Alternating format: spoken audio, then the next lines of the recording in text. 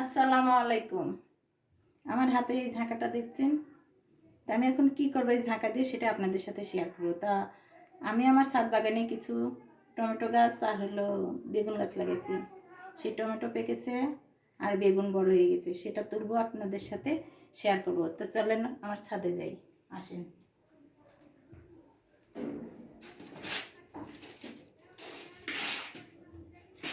এখন আমরা ছাদে গিয়ে তুলবো, আপনাদের সাথে শেয়ার করবো।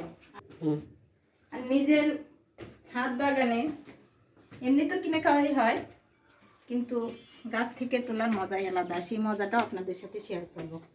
এই হলো আমার ছাদ বাগান। দেখেন আরও অনেক কিছু গাছ আছে, অনেক গাছ লাগিয়েছি। এই যে এখানে আমি দেখেন আরও লাগাবো, সবজি গাছ লাগাবো, তো মাটি এনে রেডি করে রেখেছি। এগুলো আর অনেক গাছ লাগিয়েছি আপনাদের সাথে। এই যে দেখেন, এই হলো আমার টমেটো গাছ। দেখেন আমি কিসে লাগিয়েছি, আটার ব্যাগ। আটা খেয়ে শেষ করেছি, কিন্তু ব্যাগগুলো ফেলে দেয়নি, কাজে লাগিয়ে দিয়েছি।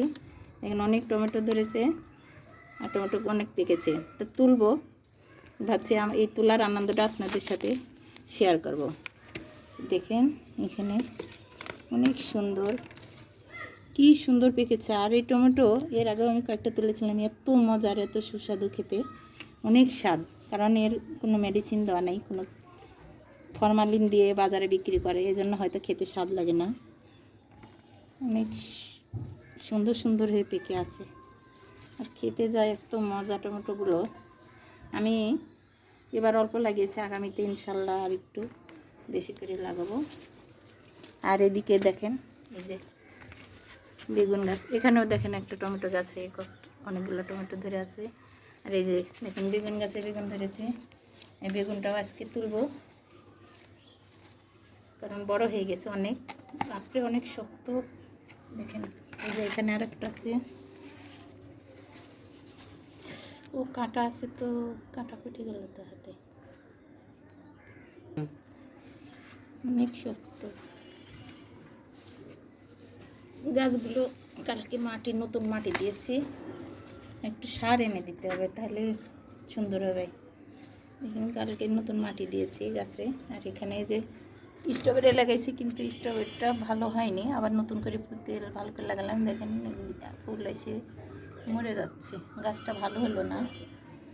তো এইগুলো দেখেন কত সুন্দর, অনেক সুন্দর টমেটোগুলো, তাই না?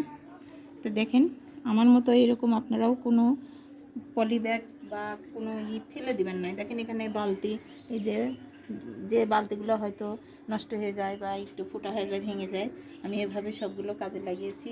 এই দেখেন এখানে পানির মগ পর্যন্ত আমি ফেলে দিইনি। এই দেখেন এটা পানির মগ, আমি কিন্তু ফেলে দিইনি, এখানেও গাছ লাগিয়ে দিয়েছি, কোনো কিছুই ফেলে দিইনি।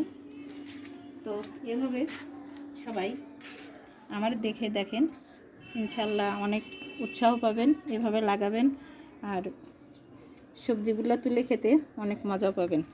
তো আমার ছাদ বাগানটা আপনাদের কাছে কেমন লাগলো? যদি ভালো লেগে থাকে অবশ্যই লাইক, কমেন্ট এবং শেয়ার করে পাশে থাকবেন। আর ভিডিওটি যদি আমার ইউটিউব চ্যানেল থেকে দেখে থাকেন, তাহলে অবশ্যই সাবস্ক্রাইব করতে ভুলবেন না। আল্লাহ হাফিজ।